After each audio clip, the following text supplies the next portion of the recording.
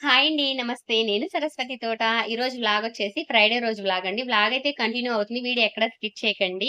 Video నచ్చితే like చేయండి, share చేయండి, కామెంట్ చేయండి. కొత్తగా ఎవరైనా మన ఛానల్ చూస్తుంటే పాత వీడియోస్ చూసి నచ్చితే సబ్స్క్రైబ్ చేసుకొని సపోర్ట్ చేయండి.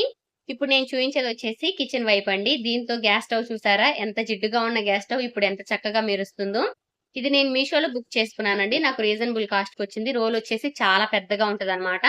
మనం ఒక్కసారి వైప్‌ని కట్ చేసుకున్నామంటే మనం 4 టైమ్స్ అయినా యూజ్ చేసుకోవచ్చు. వాటర్‌లో పెట్టుకోవచ్చు.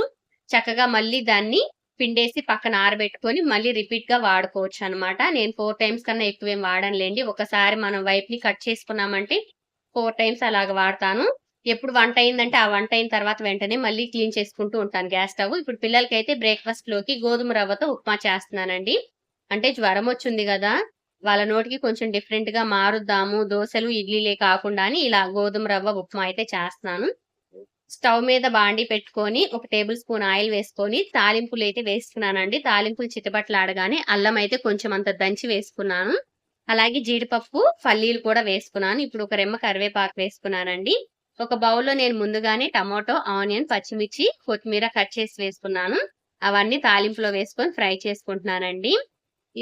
గోధుమ రవ్వ ఉప్మా మాకు రాదమ్మా అనైతే మీరనుకోవచ్చు. రెగ్యులర్‌గా నేను వ్లాగ్స్ అయితే మీ అందరితో షేర్ చేసుకుంటాను గాబట్టి, పిల్లలకి ఈరోజు నేనేం చేశాననేది మీ అందరితో షేర్ చేసుకుంటున్నానండి. నార్మల్ రొటీన్ వ్లాగే. ఇప్పుడైతే కొంచెం అంత పసుపు వేసుకొని కలుపుకుంటున్నాను. చూసారు గదండీ! టమాటో, ఆనియన్ సాఫ్ట్‌గా మగ్గింది. ఇప్పుడైతే నేను గోధుమ రవ్వ అయితే ఒక కప్ అయితే వేసుకున్నాను. ఇది కొంచెం సేపు ఆ ఆయిల్‌లో ఫ్రై చేసుకోవాలి. మీరు నెయ్యి వేసుకొనైనా చేసుకోవచ్చు. టేస్ట్ అయితే చాలా బావుంటది. సింపుల్‌గా ఇలా చేసుకోండి. చాలా కమ్మగా అనిపిచ్చిద్దండి. డైరెక్ట్‌గా తినొచ్చు. లేదంటే చట్నీతో తినొచ్చు. లేదంటే మీరు ఇష్టపడితే పంచదారతో అయినా తినొచ్చండి.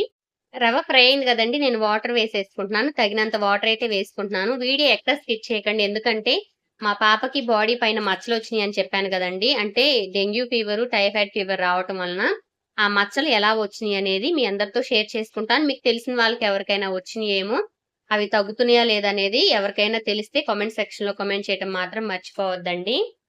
రుచికి తగినంత ఉప్పు వేసుకొని మూత పెట్టి కుక్ చేసుకుంటున్నాను. మధ్య మధ్యలో మూత తీసి కలుపుకోండి. అప్పుడే అడుగంటకుండా కరెక్ట్‌గా కుక్ అయిద్దండి. మూత పెట్టేసాను. చూసారు గదండీ! ఆల్‌మోస్ట్ కుక్ అయింది. ఇప్పుడైతే ఒక 2 స్పూన్లు అంతా నెయ్యి వేస్తున్నానండి. పిల్లలు తినాలి గదా! కొంచెం నోటికి కమ్మగా ఉండాలి.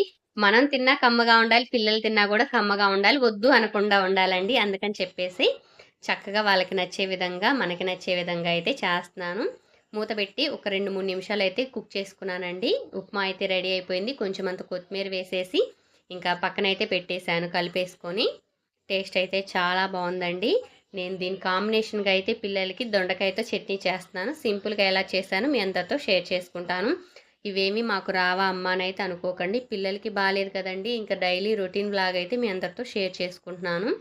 ఇంకా స్టవ్ ఆన్ చేసుకొని పొయ్యి మీద బాండీ పెట్టుకొని కొంచెం అంత ఆయిల్ వేసుకొని పచ్చిమిర్చి వేసుకున్నానండి. పచ్చిమిర్చి వేసుకున్న తర్వాత కట్ చేసుకున్న దొండకాయ ముక్కలు వేసుకున్నాను. అవి కొంచెం ఫ్రై చేసుకొని 4 టమోటాలైతే సన్నగా కట్ చేసి వేసుకున్నాను. సన్నగా అంటే పొడవుగా కట్ చేసి వేసుకున్నాను. దీనిలోకి మనం మూత పెట్టి మగ్గించుకుందాము. ఇప్పుడు మూత తీసి ఒకసారి దీనిలోకి మనం చింతపండు అయితే పెట్టుకుందామండి. 2 రెమ్మల చింతపండు కూడా పెట్టేసుకొని కలుపుకొని మూత పెట్టుకుందామండి. చింతపండు కూడా చక్కగా మగ్గిపోయిద్దనమాట టమోటాలతో పాటు.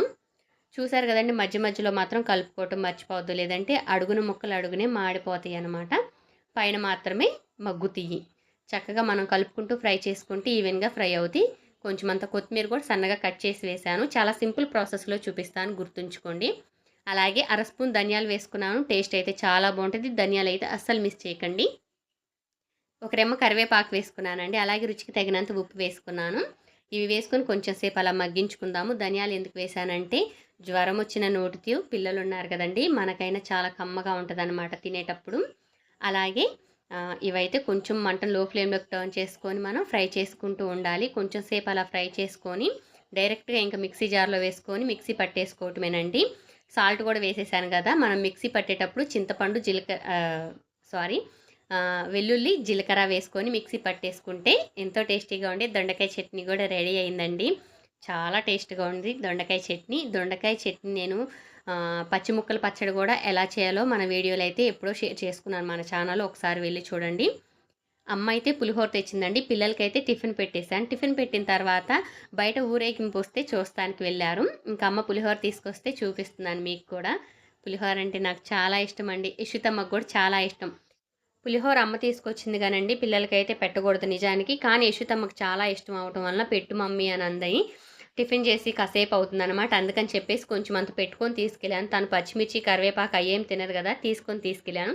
2 ముద్దలు అలా నోట్లో పెట్టుకుంది. చాలా టేస్ట్‌గా ఉందని చెప్పింది. కానీ తినలేదండి. పక్కన పెట్టేసింది. నిజానికి వాళ్ళు తినకుండా ఉండటమే చాలా మంచిది. జ్వరం వచ్చిన పిల్లలకైతే పులిహోర పెట్టకూడదంట. నేను చిన్నప్పటి నుంచి అమ్మ అంటూ ఉంటది. ఇంకా వాళ్ళ డ్యాడీకైతే పెట్టేశాను. యశోదమ్మ తినకుండా పక్కన పెడితే, ఇంకా పిల్లలనైతే మచ్చలెలా వచ్చినాయో మీ అందరితో చెప్పాను కదండీ ఆల్రెడీ. పిల్లలకి మచ్చలొచ్చినియి మీతో షేర్ చేసుకుంటానని. ఇంక వాళ్ళు ఆడుకుంటున్న టైంలో గుర్తొచ్చింది మచ్చలొచ్చినియి అని చెప్పేసి. తన చేతి మీద ఉన్న రెడ్ మచ్చొచ్చేసి పుట్టినప్పుడే ఉందండి. సేమ్ అలాంటి మచ్చలే ఇవన్నీ అనమాట. ఈ బ్లాక్‌గా ఉన్నయంతా అంత రెడ్ మచ్చలొచ్చినియండి. సేమ్ అలాగే వచ్చినియి. ఇంకా ఆ మచ్చలన్నీ ఇలాగ నల్లగా మారిపోయినియి. నల్లగా, కొంచెం పింక్‌గా, కొంచెం బ్లూలా అట్లా ఉంది చూడండి. చెయ్యి మొత్తం గూడా, బాడీ మొత్తం గూడా అక్కడక్కడ ఫేస్ మీద, ముక్కు మీద, కన్ను దగ్గర, చేతుల మీద అలాగ మచ్చలైతే వచ్చినియి. కనిపించే మచ్చలు మీతో అయితే షేర్ చేసుకున్నాను. ఇంకా చిన్న చిన్న మచ్చలు కూడా ఉన్నాయి. పిల్లలకైతే బత్తాయి జ్యూస్ అయితే చేసిస్తున్నానండి. జ్వరం వచ్చిన దగ్గర నుంచి కంటిన్యూగా ఇస్తున్నాననే చెప్పాను.